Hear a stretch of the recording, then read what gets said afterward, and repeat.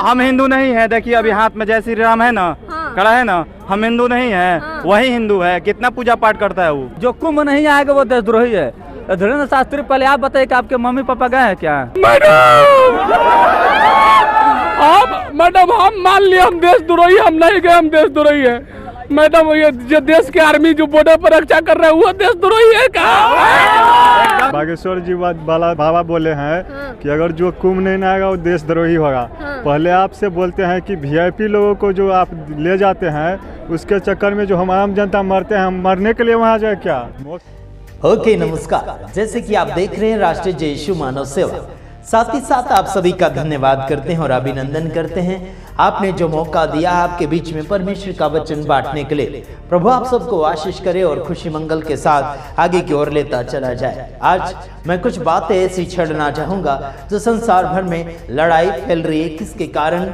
हिंदू राष्ट्र बनाने के नाम पर। और बहुत ऐसे आरोप लगाए जा रहे हैं कि देशद्रोही या द्रोही, ऐसा कुछ दगेदार ऐसी बातें हमारे सामने लगातार आते चले जा रही है। देश भर को शांतिपूर्वक आगे बढ़ाने के लिए हमारा मकसद है, लेकिन मकसद को लोग डिस्टर्ब कर रहे हैं, यानी कि बिगाड़ते चले जा रहे हैं। बीते हुए दिनों में लोगों ने अपने पाप को धोने का दावा किया था। कुंभ मेला में जाने के बाद पाप धोने की बात करी थी, और वहां पर अगर कोई नहीं जाएगा, अगर वहां कोई नहीं आएगा तो वो देशद्रोही, ऐसा कुछ बातें हमने सुना है। और वो भी किसने कहा? धीरेन्द्र शास्त्री ने कहा था कि अगर कोई कुंभ मेला में नहीं आएगा नहाने के लिए तो वो देशद्रोही, ऐसा कुछ सुनने के लिए मिला है। और उसके विरोध में काफी लोगों ने ऑब्जेक्शन उठाया है, काफी लोगों ने एक्शन लेना शुरू कर दिया है। वो सही बात है। साथ ही साथ मैं आपको कहना चाहता हूं कि अगर वहां जाना है ना, वहां जाना लोगों के लिए मुमकिन नहीं हुआ तो लोग कैसे जा सकते हैं? कुछ लोग बॉर्डर के ऊपर है, कुछ लोग नौकरी धंधा के ऊपर है, कुछ लोग कोमा में पड़े हैं, कुछ लोग अन्य जगह हैं, कुछ लोग अपनी अपनी पदवी के साथ समय बिता रहे हैं। तो क्या वो देशद्रोही हो गए? क्या वो देश के दुश्मन हो गए? बिल्कुल नहीं। हालांकि मैं आपको कहना चाहता हूं, हिंदू राष्ट्र बनाने का खासियत, मकसद धीरेन्द्र शास्त्री का है। मैं उसे बाबा नहीं कहूंगा। क्यों नहीं कहूंगा? क्योंकि ये बाबा नहीं है यारो, ये तो लुटेरा है, साथ ही साथ राजनीतिक भी कर रहा है। क्या बोलना चाहिए कि धर्म के नाम पर, यानी कि धर्म के नाम पर ये बहुत कुछ दगाबाजी कर रहा है। और ऐसे लोगों को हमें देखना है, कौन क्या कर रहा है, कैसे क्या कर रहा है, उस बात को मद्देनजर रखते हुए आगे की ओर बढ़ना चाहिए। और खासियत बात कहना चाहता हूं, दिल्ली रेलवे स्टेशन के अंदर वहां पर प्लेटफॉर्म बदले गए, रेलवे के कई प्लेटफॉर्म बदल गए। वहां जाओ, वहां गए, किसी नंबर के ऊपर गए तो वहां से वापस और दूसरे नंबर के ऊपर गए, प्लेटफॉर्म नंबर बदल दिए गए, इधर जाओ उधर जाओ करके। तो काफी लोग दौड़ भाग में अपने आप को मौत के घाट उतार दिए। उसका जवाबदारी कौन होगा? उसका जिम्मेदारी कौन होगा? साथ ही साथ एक और बात कहना चाहता हूं, और कुंभ मेला के अंदर तो मोदी भी नहीं है। क्या वो देशद्रोही है? बिल्कुल नहीं। और कुंभ मेला के अंदर तो धीरेन्द्र शास्त्री के माता पिता भी नहीं गए, उनके भाई बहन भी नहीं गए। क्या वो देशद्रोही हो गए या फिर दुश्मन हो गए? है ना। मैं तो कहना चाहता हूं इस धीरेन्द्र शास्त्री को, उसकी क्या बोलना चाहिए, जहां भी ये सत्संग कर रहा है, अगर सत्संग करता है तो सही शब्द को इस्तेमाल करें और लोगों को सही हैंडलिंग करें। और क्या बोलना चाहिए, जो चिट्ठा निकालने की बातें करते हैं, लोगों के पर्चे निकालते हैं, तो कुंभ मेला के बारे में क्यों नहीं उसने चिट्ठा निकाला? क्यों नहीं बोला कि वहां पर ऐसा होने वाला है, ऐसा होने वाला है, नहीं होने वाला? क्यों नहीं वो चिट्ठा निकाला? कोरोना वायरस के विषय में क्यों नहीं इसका चिट्ठा निकला? मेरे यार, ये दगेबाज है। और ऐसे झूठे भविष्यवक्ताओं से और झूठे शिक्षक से और झूठे महापंडितों से आपको और मुझे सावधानी लेना चाहिए। मैं ये सारी बातें इसलिए कह रहा हूं कि जगत भर में जितने भी लोग रहते हैं वो सारे हमारे रिश्ते में भाई और बहन, माता पिता लगते हैं, क्योंकि हम एक ही पिता के बच्चे हैं, जो स्वर्गीय पिता है, जिसका नाम है यहोवा। और खासियत कहे, उसने कहा मैं जो हूं सो हूं। समझ रहे हैं? मैं जो हूं सो हूं, यानी कि परमेश्वर का नाम यह भी है कि वो जो है वो सो है। Praise the Lord, hallelujah. वो सबसे बड़ा परमेश्वर है। आपको नदी नालों के सफरूत या फिर उसके हवाले पाप धोने के लिए नहीं कर देगा। मेरे यारों, आपका पाप कौन धो सकता है? जो पवित्र है। यारों, पानी पवित्र नहीं है। पानी कहीं पहाड़ों से आता है, पानी कहीं नदी नालों से आता है, कहीं गटर से आता है, कहीं कहीं से आ जाता है। मेरे यारों, वो सारी गंदगी समुद्र में इकट्ठी होती या फिर सारी गंदगी अलग अलग नदियों में इकट्ठी हो जाती है। मैं आपको कहना चाहता हूं, आप अगर पाप धोना चाहते हैं तो यीशु मसीह आपके पाप बिना दाम से और बिना सफर से आपके पाप धो सकता है। आपको सफर करने की जरूरत नहीं है, आपको कहीं और जाने की जरूरत नहीं है। आप अपने घर में घुटने टेकिए और प्रभु यीशु मसीह से प्रार्थना कीजिए और कबूल कीजिए कि आपने गुनाह किए हैं। आपके हर गुनाह बिना दाम से माफ किए जाएंगे। सबके पाप धोने वाला खुदावन यीशु मसीह है। उसके बिना कोई भी आपके पाप धो नहीं सकता। आखिर है तो जरूर बताइएगा। मेरे यारों, आपके पाप धोने वाला केवल यीशु मसीह है। और आपको मैं कहना चाहता हूं, कुंभ मेला के अंदर जितने लोग नहाने के लिए गए थे, काफी लोगों का बयान है। ध्यान से सुनिए, अगला वीडियो में आपको बताना चाहता हूं। उनका बयान सुनने के बाद हम कुछ और बातें करेंगे, सुन लीजिएगा। बागेश्वर वाले बाबा धीरेन्द्र शास्त्री ने कहा है कि जो भी गंगा किनारे प्रयागराज महाकुंभ में मरे हैं वो मरे नहीं है, बल्कि उन्हें मोक्ष की प्राप्ति हुई है। जनता के बीच है और जनता से जानेंगे बाबा के बयान पे क्या सोचते हैं बाबा के बयान पे। कौन बाबा? धीरेन्द्र शास्त्री, बागेश्वर वाले बाबा। पहले तो आप लोग बाबा बंद करना बोलना बंद करिए। ढोंगी पाखंडी का बाबा क्या करते हैं? भगवान से बात करते हैं, वो कैसे बोल रहे हैं? मोबाइल नंबर बताते, आपको पता थे? फोन लगाइए तो नंबर लगेगा। पर्ची निकालते हैं। अरे पर्ची नहीं, फर्जी है। हाँ। वो पर्ची वाला बाबा नहीं, वो फर्जी वाला बाबा है। काहे आप उसका नाम लेते हैं जी आप लोग? गंगा किनारे जो मृत्यु हुई है, कह रहे हैं कि मोक्ष की प्राप्ति वो भी तो गया था, भी VIP दर्शन करने गया था। वही मोक्ष की प्राप्ति चाहिए तो भीड़ में कूद जाता। अभी तो मुक्तेश्वरानंद गिरी महाराज ने क्या कहा, जो संत है उन्होंने क्या कहा है कि बुलाइए धीरेन्द्र को मोक्ष चाहिए तो बुलाइए, हम धक्का मार के उसको मोक्ष की प्राप्ति करा देते हैं। तो उनसे बड़ा तो नहीं है धीरेन्द्र शास्त्री, उनसे बड़ा तो धीरेन्द्र शास्त्री नहीं है। वो तो पाखंडी है, वो क्या बोलेगा? वो भी बोला था कि मेरे अंगने में तुम्हारा क्या काम है, मुसलमानों को लेकर के। और आज जो है मुसलमान भाई जो है, मुसलमान लोग जो है अपना मदरसा मस्जिद और मजार सब खोल दिए है कि आकर के आप लोग यहाँ पर रहिए, जूस दे रहे, खाना दे रहे, फल फ्रूट दे रहे, सब कुछ दे रहे। अब क्यों नहीं धीरेन्द्र बोल रहा है कि मेरे अंगने में तुम्हारा क्या काम है? अरे अंगना तो छोड़ दीजिए ना, अंगना जिसको चाहिए वो चाहिए। धीरेन्द्र शास्त्री को अंगना चाहिए। धीरेन्द्र शास्त्री को अंगना इसलिए चाहिए कि धीरेन्द्र शास्त्री को अंगना खरीदना है। अंगना खरीदना है, पाखंड पर तोल चढ़ करके पैसा कमाता है तो अंगना उसको खरीदना है, जमीन उसको खरीदना है। हम लोग को जमीन नहीं खरीदना है। दिल में जगह बनाना था मुसलमानों को, मुसलमानों ने हिंदू भाइयों के दिलों में जगह बना लिया, तो अंगना का कोई जरूरत नहीं। और एक बात उन्होंने और कहा कि जो कुंभ नहीं आएगा वो देशद्रोही है। धीरेन्द्र शास्त्री, पहले आप बताइए कि आपके मम्मी पापा गए हैं क्या? हम भी नहीं गए हैं। हम भी नहीं गए। तो सुनिए, तो आप भी देशद्रोही है। लेकिन हम सुन तो लीजिए, धीरेन्द्र शास्त्री कह रहे कि जो नहीं गया वो देशद्रोही है। तो सवाल ये उठता है कि धीरेन्द्र शास्त्री के माताजी और पिताजी वहाँ गए कुंभ? नहीं गए। अगर गए हैं तो तस्वीर साझा करे धीरेन्द्र शास्त्री, नहीं तो आपके मम्मी पापा भी देशभक्त नहीं, देशद्रोही है। और भारत के प्रधानमंत्री नरेंद्र मोदी वो भी देशद्रोही साबित हो जाएंगे। उसके बाद देश की महामहिम राज्यपाल द्रौपदी मुर्मू वो भी देशद्रोही साबित हो जाएगी। गए ना, योगी जी गए, बड़े बड़े भाजपा के नेता गए। वो क्या बोले सुनिए, जो नहीं आया वो देशद्रोही है। तो सर्टिफिकेट बांट रहे हैं। तो उनके मम्मी पापा भी नहीं गए तो उनके मम्मी पापा भी देशद्रोही हो गए। नरेंद्र मोदी भी नहीं गए तो वो भी देशद्रोही हो गए। उसके बाद हमारे देश के राष्ट्रपति जो है द्रौपदी मुर्मू वो भी नहीं गई तो वो भी देशद्रोही होगी उनके हिसाब से, पाखंडी के हिसाब से। तो ढोंगी पाखंड करने वाले से दूर रहिए आप लोग। इसका नाम लेना भी शोभा नहीं देता है। चलिए, बागेश्वर वाले बाबा को जानते हैं? जी हाँ, जानते हैं। बागेश्वर जी वाला बाबा बोले हैं कि अगर जो कुंभ नहीं आएगा वो देशद्रोही होगा। पहले आपसे बोलते हैं कि VIP लोगों को जो आप ले जाते हैं उसके चक्कर में जो हम आम जनता मरते हैं, हम मरने के लिए वहाँ जाए क्या? मोक्ष की प्राप्ति के लिए जाइए। नहीं, वहाँ पर मरने के लिए हम सबको छोड़ दिया जाता है। मोक्ष की प्राप्ति कुछ नहीं होता है। आप सबके लिए मोक्ष की प्राप्ति है, VIP सबके लिए मोक्ष की प्राप्ति है, नरेंद्र मोदी के लिए मोक्ष की प्राप्ति है, हम सबके लिए कुछ नहीं है। वो सब वो क्या है कि वहाँ पे जो मरे हैं वो मरे नहीं, उनकी मोक्ष की प्राप्ति हुई है। मोक्ष की प्राप्ति हुई है तो आप भी जाकर वहाँ पर मरिए, मोक्ष की प्राप्ति लीजिए। मरिए ना, आप कहे न मरे, सिर्फ हम लोग आम जनता ही मरे। और भी तो वीवीआईपी घाट था, वीवीआईपी जगह पे थे वो। वीआईपी जगह पर थे तो वही तो हम बोले आम जनता के लिए क्यों नहीं व्यवस्था किया गया। जब वीआईपी गाड़ी आएगा तो आम जनता को साइड कर दिया जाएगा और हम सबको यहाँ पर मरने के लिए छोड़ दिया जाएगा। वही व्यवस्था है यहाँ पर। गए थे आप नहाने? गए थे लेकिन घूम के आए। आप देशद्रोही नहीं है, बाबा भी बोले कि जो नहीं गया वो देशद्रोही है। गए थे लेकिन हम नहाए नहीं, मतलब जाकर आ गए हैं, उससे बड़ा देशद्रोही हम है। बागेश्वर वाले बाबा को जानते हैं? हम नहीं जानते हैं। उन्होंने बयान दिया है कि जो मौत हुई है प्रयागराज महाकुंभ में, वो मौत नहीं, उन्हें मोक्ष की प्राप्ति हुई है। उनको भी धक्का मार के उसी में गंगा नदी में डुबो के मार दिया जाए, उनको भी मोक्ष की प्राप्ति हो जाएगी वहीं पे। हाँ।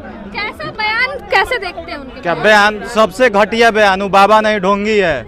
हाँ। कह रहे कि मेरे बातों को तोड़ मरोड़ के पेश किया गया। तोड़ मरोड़ के कुछ नहीं, वो ढोंगी है तो ढोंगी ही रहेगा। ठीक है। जो कुंभ नहीं गया वो देशद्रोही है। क्या? सबसे बड़ा तो देशद्रोही वही है कि मरे हुए लाशों पे राजनीति कर रहे हो। तो पर्चा निकालते हैं। तो पर्चा नहीं, कुछ घंटा निकालता है, उसको कुछ नहीं आता जाता। हम हिंदू नहीं है। देखिए अभी हाथ में जय श्री राम है ना, खड़ा है ना, हम हिंदू नहीं है, वही हिंदू है। कितना पूजा पाठ करता है वो। कट्टर हिंदू नहीं है। कौन? हम। सबसे बड़ा कट्टर अगर हिंदू होगा ना, मतलब कट्टर हिंदू का क्या होता है, उदाहरण बताइए हमको। बाबा के अनुसार नहीं। बाबा के अनुसार? बाबा तो सब ढोंगी है। बाबा के अनुसार चलेंगे तो फिर मान लीजिए बाबा सब पर्व नहीं ना करते हैं। हम लोग के यहाँ जो होता है बाबा करते हैं, नहीं ना करते हैं। बाबा कितना मानते हैं भगवान को? नहीं ना मानते हैं। कितना मानते होंगे? उनसे ज्यादा हम लोग भी मानते हैं।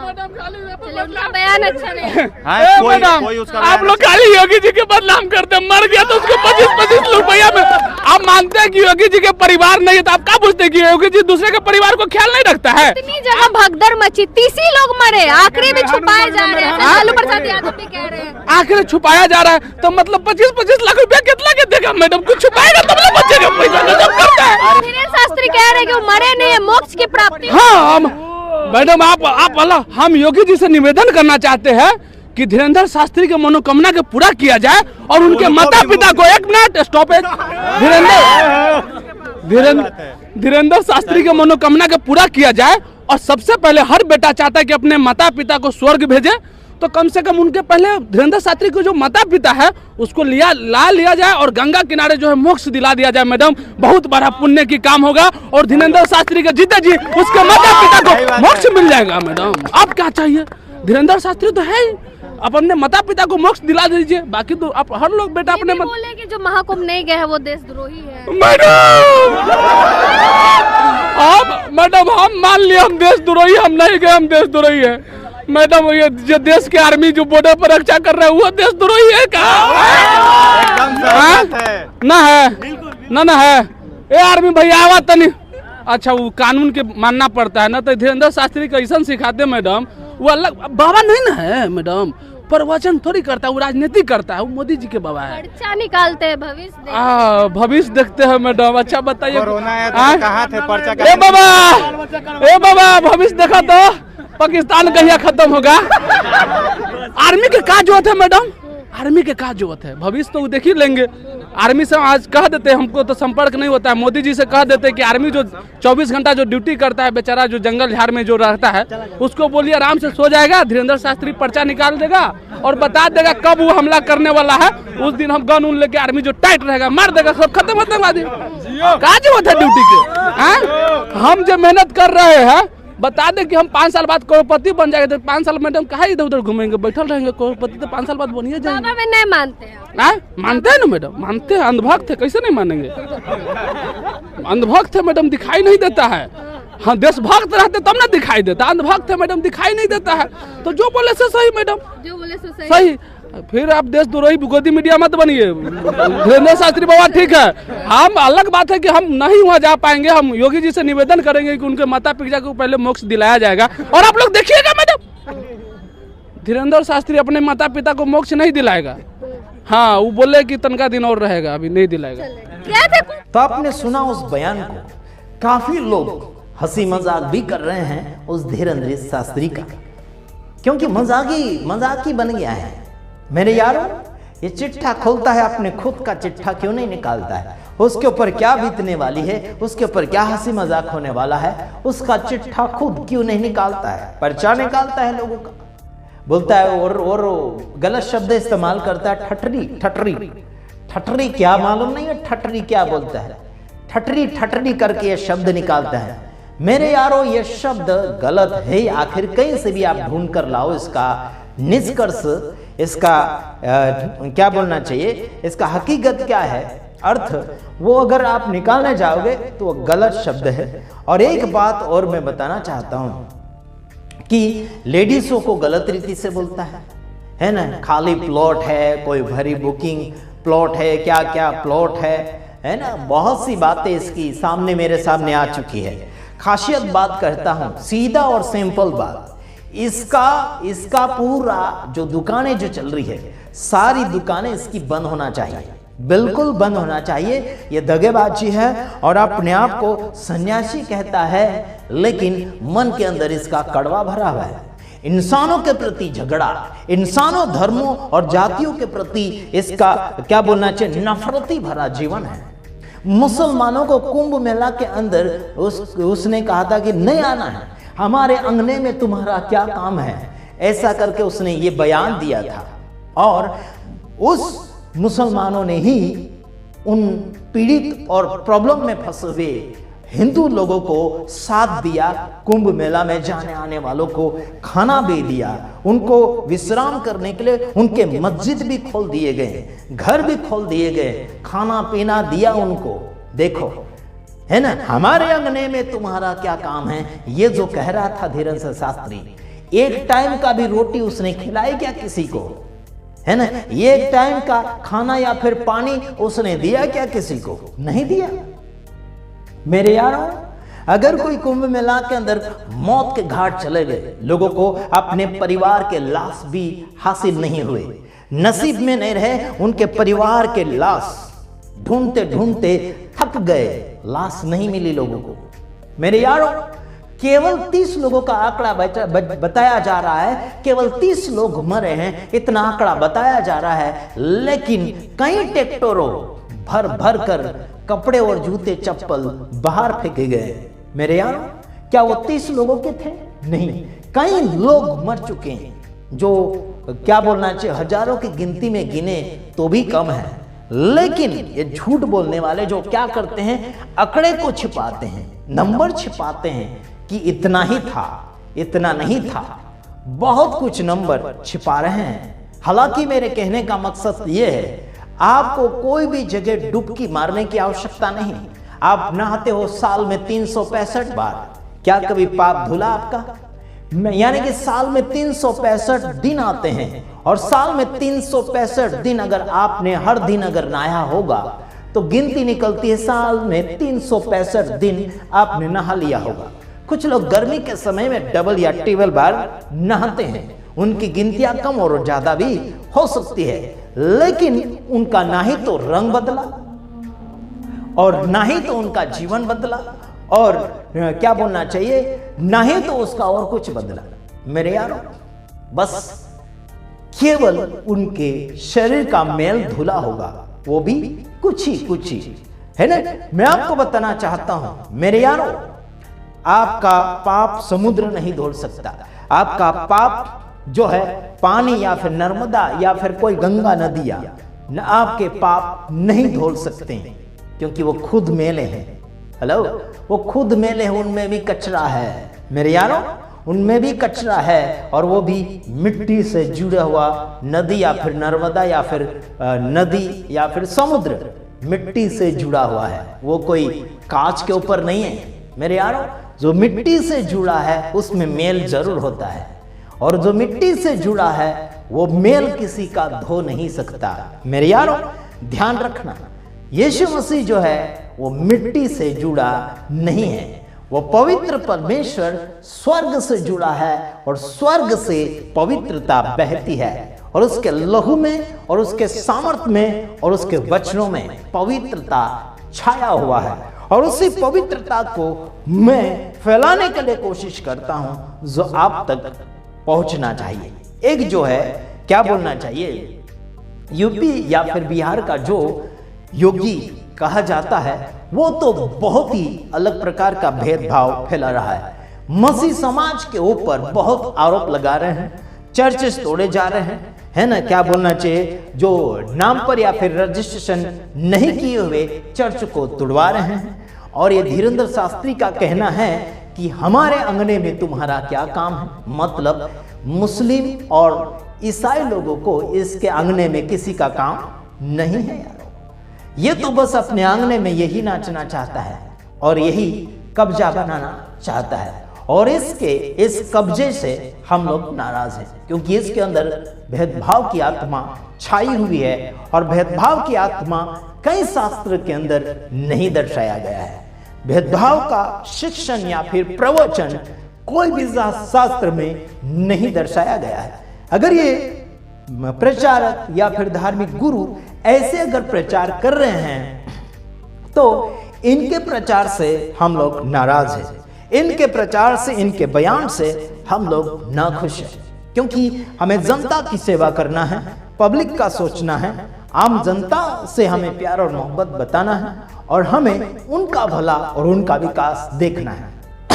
हमने और सुना दिल्ली के अंदर स्कूल के अंदर वहां पर झाड़ू मारने वाले कर्मचारी ने कुछ ही छोटी उम्र वाली बच्ची के साथ बलात्कार किया और वो लोग भागे हुए हैं। यारो कैमरा लगाया हुआ फिर भी वो व्यक्ति नहीं मिल रहा है। तो ध्यान रखें, दुष्कर्म विशेष करके इस धीरेंद्र शास्त्री के फॉलोवर ज्यादा कर रहे हैं। मैं सभी को नहीं बोल रहा हूं, जो धीरेंद्र शास्त्री को फॉलो कर रहे हैं इसके फॉलोवर्स ज्यादातर दुष्ट बन चुके हैं। और मैं सबकी बात नहीं कर रहा, जो सही है ठीक है, सही है, धन्यवाद। आप नाराज नहीं होना, क्योंकि मेरा टारगेट सबके ऊपर नहीं है, मेरा टारगेट उन्हीं दुष्ट कर्मी लोगों के ऊपर है जो शास्त्रों को सुनते हुए भी, जो बाइबल को पढ़ते हुए भी या फिर अन्य धार्मिक शास्त्रों को पढ़ते हुए भी अपनी जिंदगी को नाश की ओर, दुष्टता की ओर, शैतान की ओर लेते चले जा रहे हैं। उन सभी का हम विरोध करते हैं। धन्यवाद। आप सब हमारे वीडियो के ऊपर ध्यान दे रहे हैं, लेकिन हमारा कहना है हिंदू राष्ट्र किसी बाप से नहीं बन सकता, क्योंकि धीरेंद्र शास्त्री ने पहला कदम उठाया है। हिंदू राष्ट्र बनाएंगे करके उसने पैदल यात्रा भी करी थी, लेकिन काफी लोग हैरान हुए थे उसके बात के कारण, काफी लोग खुश भी थे। लेकिन हिंदू राष्ट्र कभी नहीं बन सकता, और क्योंकि इस देश में अलग अलग जाति और धर्म के लोग पाए जाते हैं और सबका अपना अपना मन होता है हमें किस ईश्वर को फॉलो करना है, किस धार्मिकता को फॉलो करना है, क्या खाना है, क्या पीना है, कहाँ रहना है, कहाँ चलना है, कहाँ उठना बैठना है, वो सब अपनी अपनी मर्जी से चुनाव करेंगे। किसी एक की मर्जी से हम देश भर में नहीं जी सकते हैं। धीरेंद्र शास्त्री का कहना ये है कि हिंदू राष्ट्र बनाएंगे, राम राज्य लाएंगे, इसका ये कहना।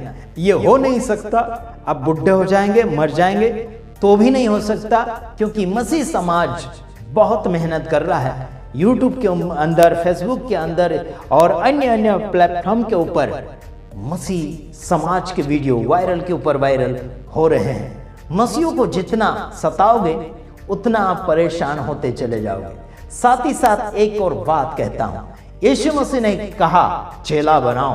कौन से चेले? यीशु मसीह के चेले आपको और मुझे बनाना है।